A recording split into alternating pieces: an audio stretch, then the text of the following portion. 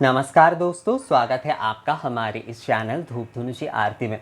दोस्तों, ये वीडियो बनाते हुए मुझे सच में बहुत ही आनंद महसूस हो रहा है, क्योंकि मेरे एक छोटे से भाई ने जो है मेरे लिए इतना अच्छा उपहार भेजा है कि मुझे लगा कि आप लोगों के साथ इस वीडियो को शेयर करना बहुत ज़रूरी है। वैसे अब मेरे इस भाई ने मुझे कहा है कि दादा आप मेरा नाम मत लीजिएगा वीडियो में, इसलिए जो है ये उपहार जो है ये मुझे वैसे तो एक्चुअली आशीष है माँ का। तो ये जो है मुझे एक हफ्ते पहले ही मिल चुका था, पर मैं एक्चुअली वीडियो बनाने से पहले उनसे परमिशन ले रहा था एक प्रकार से कि मैं उनका नाम लेकर वीडियो बनाऊंगा इस विषय को लेकर। तो उन्होंने कहा कि दादा नहीं, बिल्कुल नहीं, आप जो है मेरा नाम लेकर वीडियो मत बनाइएगा। आप जो है ऐसे ही वीडियो बना सकते हैं पर मेरा नाम लेकर वीडियो मत बनाएगा। तो मैं इसलिए यहाँ पर जो है उनका नाम नहीं ले रहा हूँ। पर वो जो है वो एक्चुअली कुल्लू से है, और कुल्लू के जो आप सभी लोग जानते ही होंगे, वहाँ के जो रघुनाथ जी के मंदिर है कुल्लू के, और जो दशहरा उत्सव है वो तो बहुत ही मशहूर है वहाँ के।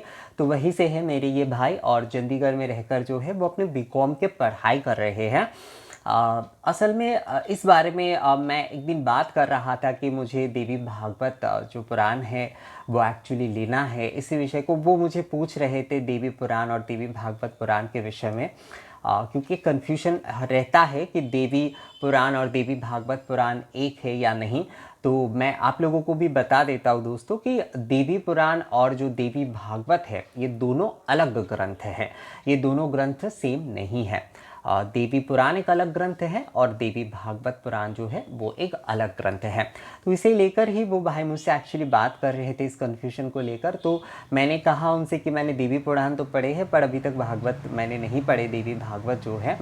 तो ये सुनकर जो है उसने इस बुक्स को मतलब ये जो ग्रंथ है इसके ऐसे उन्होंने जुगाड़ किया और उसके बाद उन्होंने मुझे भेजा। और सबसे बहुत अहम बात जो है, मुझे पता भी नहीं था कि वो मुझे एक्चुअली भेज रहे थे। उसने मुझे कहा कि दादा मैं आपको कुछ भेजना चाहता हूँ गिफ्ट के तौर पर, आप बस अपना एड्रेस दीजिए, मैं बताऊंगा नहीं कि आपको क्या भेज रहा हूँ। तो उसी प्रकार से जो है उन्होंने मुझे खुद खरीद के जो है ये उन्होंने भेजा। वो कॉलेज में पढ़ते हैं। बहुत अच्छा लगा मुझे ये कि वो इतनी सुंदर सा गिफ्ट जो है वो खुद खरीद कर खुद उसे इस विषय को देखकर जो है मतलब इस विषय के बारे में उन्हें इतना उत्साह है, इतना ज्ञान है कि वो इस विषय को ढूंढकर किसी को उपहार करने के लिए भेज रहे हैं।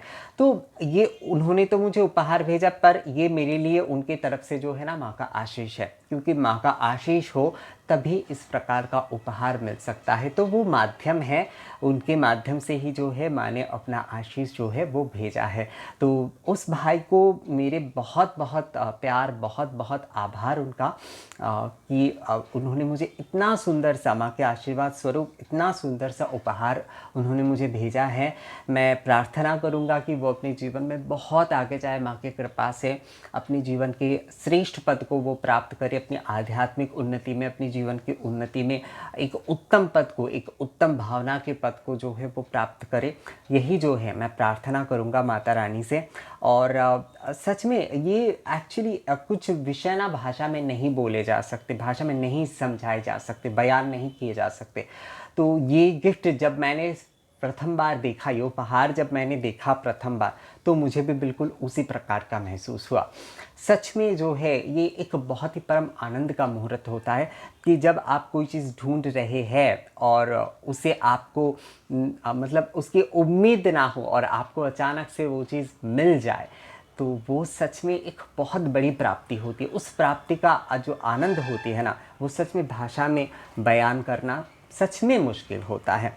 ये वैसे ये जो पुस्तक है इसमें इस ग्रंथ में वैसे संस्कृत नहीं है, पूरा का पूरा जो है वो हिंदी में लिखा हुआ है। मतलब अलग से जो है संस्कृत के साथ जो हिंदी की व्याख्या होती है वो इसमें नहीं है। यहाँ पर पूर्ण रूप से जो है वो हिंदी में ही लिखा हुआ है। सारे जो भी देवी भागवत के जो भी 12 स्कंद जो है, मैं दिखाता हूँ आपको, चलिए ये देखिए 8वां स्कंद, 12वां स्कंद, ये 12वां स्कंद, तो संपूर्ण स्कंद वगैरह सब कुछ सेम है।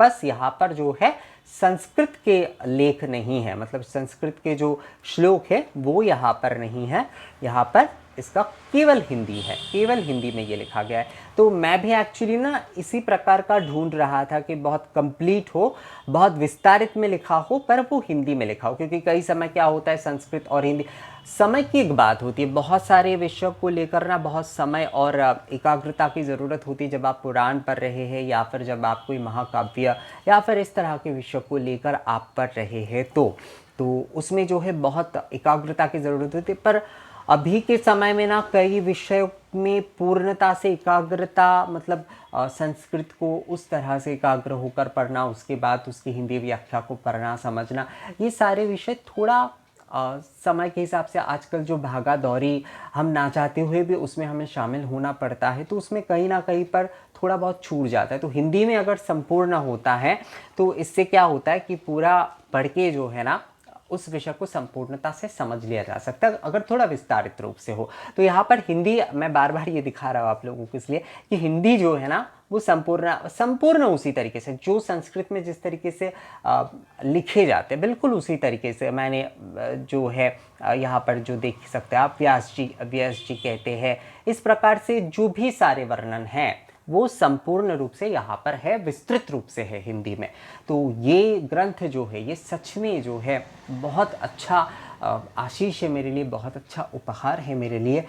ये पढ़कर जो है मैं मतलब क्योंकि एक ही भाषा में पढ़ना है, मतलब केवल हिंदी में ही है, तो एकाग्रता मतलब श्लोक को पढ़ के व्याख्या को पढ़ने में उसमें थोड़ा ज़्यादा एकाग्रता, थोड़ा जो परिवेश होता है ना, थोड़ा शांत होना, ये होना बहुत ज़रूरी होता है उसमें से। पर जब आप किसी एक भाषा में ही पढ़ रहे हैं पूर्ण ग्रंथ को, तो उसमें जो है आपको थोड़ा जो है थोड़ा मतलब वैसे तो परिवेश थोड़ा बहुत इधर उधर का अशांति ही रहता है दोस्तों आजकल, तो इस वजह से जो है ये संपूर्ण हिंदी में पढ़ना, और संपूर्ण हिंदी में अगर पूर्ण ग्रंथ मिल जाता है तो वो सच में जो है हमारे लिए लाभदायक होता है। हम आम गृहस्थों के लिए जो लोग जो भागा दौड़ी के साथ साथ जो है इन सारे ग्रंथों को पढ़ना भी चाहते हैं और इन सारे विषयों को सीखना भी चाहते हैं, जानना भी चाहते हैं, तो फिर से जो है उस भाई को, मेरे छोटे से भाई को बहुत बहुत धन्यवाद, बहुत बहुत धन्यवाद दोस्तों। आप सभी लोग जो है उसे आशीष करिएगा, जो भी बड़े हैं उनसे। वो बीकॉम में पढ़ते तो छोटा ही है अभी, बस 20 साल का ही है, 20-21 साल का ही होगा। तो बीकॉम पढ़ने वाले इस बच्चे में इतनी अच्छी सी सोच, इतने अच्छे से उपहार करने की उनकी मानसिकता, तो सोच ही सकते हैं कि उनकी मानसिकता कितनी उच्च भावना की है। तो आशीष कीजिएगा आप सभी लोग जो है उन्हें बहुत बहुत प्यार भरा आशीष कीजिएगा, और माँ से प्रार्थना कीजिएगा कि वो जो है अपने जीवन के जो उत्तम पद है उसे अवश्य प्राप्त कर सके। मैं भी जो है माँ से वही प्रार्थना कर रहा हूँ उनके लिए।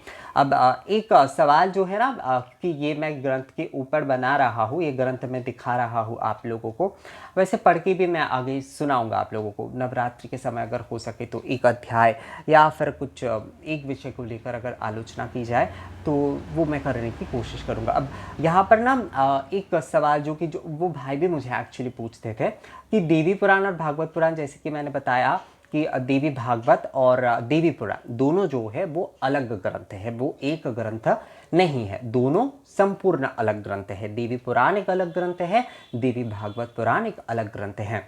अब विषय क्या होता है, सभी लोगों का ये एक्चुअली सवाल होता है कि सभी जो लिखे गए हैं वो तो वेद व्यास जी ने ही लिखे हैं। हाँ दोस्तों, सभी आपको जो पुराण है ना उसमें वेद व्यास जी के नाम ही मिलेंगे। तो इस विषय को लेकर स्वामी विवेकानंद ने एक बहुत अच्छे से लेख जो है उनके पत्र में मिलते हैं, जो कि भारती विवेकानंद और उनकी जो पत्रावली है उसमें आपको इस विषय में मिलेगा। तो वो लिख रहे हैं, अपने शिष्यों को बता रहे हैं एक्चुअली। वो कहते हैं कि पुराने समय में ये जो है उस समय एक गुरु के जो बहुत पारंगत शिष्य होते थे, उन्हें सृष्टि का मतलब उस रचना सुख का लाभ लेने के लिए गुरु एक उपाधि प्रदान करते थे। यानी कि व्यास देव के जो पारंगत शिष्य थे उनको जो है व्यास ये उपाधि दिए गए, अर्थात व्यास देव ने जो है व्यास ये नाम इस्तेमाल करने का, उस नाम को व्यवहार करने का जो है उन्होंने जो है उन्हें परमिशन दिया एक प्रकार से, और शिष्यों ने भी जो है अपने उस रचना सुख का आनंद पाने के लिए और उसके साथ साथ अपने गुरु के प्रति कृतज्ञता, जिसे आजकल हम क्रेडिट देना कहते हैं ना, वो देने के लिए जो है उन्होंने अपने गुरु का नाम इस्तेमाल करके ही जो है रचनाओं को संपूर्ण किया, मतलब रचनाओं को आगे बढ़ाए है, क्योंकि ज्ञान तो उन्हें जो है अपने गुरु से ही मिल रहे हैं। उस समय देखिए दोस्तों, शिष्यों में कितना सुंदर सा भाव था कि शिष्यों को अपने नाम के प्रति कोई मोह नहीं था, अपने गुरु के प्रति इतना समर्पण भाव था उनका कि गुरु जब जो है अपने पारंगत शिष्यों को बस ये परमिशन देते थे कि मतलब उपाधि प्रदान किए जाते थे। आजकल जैसे डॉक्टरेट या फिर कई प्रकार के जो न्यायभूषण इत्यादि जो हैं, कई प्रकार के जो उपाधि दिए जाते हैं ना, उस समय व्यास एक बहुत बड़ा उपाधि हुआ करता था उस समय। तो व्यास देव के जो छात्र थे, जो शिष्य थे, उन्हें जो है व्यासदेव ने व्यास उपाधि प्रदान किया, और उनके इस शिष्यों ने भी उस उपाधि को प्राप्त करके उनके गुरु के नाम का ही इस्तेमाल करके जो है अपनी रचनाओं को आगे बढ़ाए। उनमें किसी भी प्रकार की मोह नहीं था। मैंने जब ये पहली बार पढ़ा तो मुझे इतना अच्छा लगा था स्वामी विवेकानंद के इस विषय को, जब मैंने पढ़ा था कि वो जब कह रहे हैं कि शिष्यों में किसी भी प्रकार की कोई मोह नहीं था, उस समय अपने आप को बड़े दिखाने का कोई विषय नहीं था, गुरु के प्रति ऐसे समर्पण भावना थे, और इसी वजह से जो है वो भी ऐसे ऐसे महान रचनाओं को वो संपूर्ण कर पाए थे। तो वेद व्यास जी के नाम से जो है आपको सारे पुराण में उनका उल्लेख मिलेंगे, पर ऐसा ज़रूरी नहीं है कि सारे ग्रंथ जो है वो वेद व्यास जी ने रचे हैं। पर वेद व्यास जी के मूल जो शिक्षा है, मूल जो भावना है, मूल जो उनके जो पद्धति है, वो जो है उनके शिष्य के माध्यम से, उनके छात्रों के माध्यम से आगे बढ़ता गया, और उन्होंने अपने पारंगत शिष्यों को वो जो व्यास उपाधि दिए थे, उन्होंने भी अपने गुरु के प्रति सम्मान का प्रदर्शन करते हुए उनके छात्रों ने इस परंपरा को आगे बढ़ाया और अपने गुरु के प्रति पूर्ण समर्पण भावना से उनके गुरु के नाम ही इस्तेमाल किए, कभी भी जो है अपने नामों का इस्तेमाल नहीं किए। तो इस वजह से जो है क्योंकि ऐसे शिष्य पाना भी जो है ना दोस्तों, मतलब आज के ज़माने में तो शायद ऐसे शिष्य मिलेंगे ही नहीं कि जो गुरु के प्रति इतने समर्पण भावना से, क्योंकि गुरु ने उन्हें जो है आशीर्वाद स्वरूप व्यास उपाधि दे दिए, और उसके बाद जो है उन्होंने अपना नाम, मतलब आजकल अगर होगा तो व्यास जी के साथ शायद अपना नाम भी लगा देते, पर उस समय शिष्यों ने इतने समर्पण की भावना रखी अपने गुरु के प्रति, तभी शायद जो उनके रचना हम लोग आज भी पढ़ रहे हैं, आज भी जो है ना वो अमर रूप से हमारे पास है दोस्तों। उनके गुरु के प्रति भावना इतने समर्पण थे उनके कि अपने गुरु का ही जो है हर जगह पर उन्होंने उल्लेख किया, और अपने जो सृष्टि परंपरा, मतलब जो रचना सृष्टि जो है, उस परंपरा को जो है उन्होंने आगे बढ़ाया। तो इसी वजह से जो है हमें व्यास देव जी का नाम जो है हर पुराण ग्रंथ में मिलता है। तो व्यास जो है वो एक उपाधि है, और बाकी जो उनके शिष्य आदि ने जो भी इस परंपरा को आगे बढ़ाया, उन्होंने समर्पण भावना के साथ जो है वेद व्यास जी का नाम ही सब जगह पर उल्लेख किया है। तो व्यास हमेशा से ही एक उपाधि रहा है, और कई गुरुकुल में आज भी जो है व्यास उपाधि दिए जाते हैं। वैसे दोस्तों ये वैसे बहुत कम हो गया है आज, पर ऐसे कुछ गुरुकुल आज भी है जहाँ पर जो है पुराण और इन सारे विषयों के पारंगतों को जो है आज भी व्यास उपाधि दिए जाते हैं। तो उस समय की सबसे विषय जो है यहाँ पर, वैसे तो मैं उस भाई के प्रति जो है ये विषय धन्यवाद ज्ञापन करने के लिए वीडियो बना रहा था, पर ये विषय मुझे लगा कि आप लोगों को थोड़ा बता देते हैं कि ये भी एक मतलब ये मौका मिला है इसी विषय को लेकर जो है उस भाई के साथ मेरी एक्चुअली चर्चा मैंने शुरू किया था इस विषय को लेकर, देवी पुराण, देवी भागवत, और उसके साथ साथ इस वेद व्यास जी के इस विषय को लेकर। तो मुझे लगा आप लोगों को भी थोड़ा इस विषय में बता देते हैं। तो यही विषय है दोस्तों कि व्यास जो है वो एक उपाधि है, और बाकी जो वेद व्यास जी का नाम आप लोगों को हर जगह पर मिलते हैं, उनके शिष्य जो रचनाकार हैं उनके संपूर्ण समर्पण भावना से है। यही स्वामी विवेकानंद बहुत से सुंदरता से व्याख्या की है। आप अगर हो सके तो कभी भारती विवेकानंद या फिर उनके पत्रावली पढ़ के आप देखिएगा, वहाँ पर बहुत सुंदर इस विषय को जो है उन्होंने व्याख्या की है, पुराने जो गुरुकुल के समय के ये जो रचनाकार होते थे उनके विषय में। तो दोस्तों यही था मेरे इस वीडियो में। ये सच में मतलब ये वीडियो मुझे बनाते हुए ना सच में बहुत आनंद महसूस हुआ, बहुत आनंद, क्योंकि माँ के आशीष मुझे इस तरीके से मिलेगा, सच में मुझे उम्मीद नहीं था। मैं उस भाई के प्रति फिर से एक बार जो है बहुत धन्यवाद देता हूँ उस भाई को, और मेरा बहुत प्यार, और मैं बहुत प्रार्थना करता हूँ उनके लिए। माँ के आशीष तो उनके ऊपर हमेशा रहेगी ही।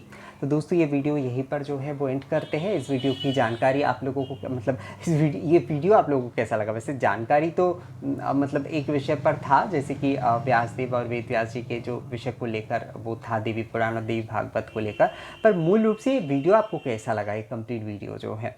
अगर ये वीडियो अच्छा लगा है तो इसे लाइक और शेयर ज़रूर करिएगा, और उसके साथ साथ मुझे कमेंट्स करके खासकर जो है अवश्य बताइएगा। तो मिलेंगे आपसे अगली वीडियो में नई जानकारी के साथ, तब तक के लिए नमस्कार।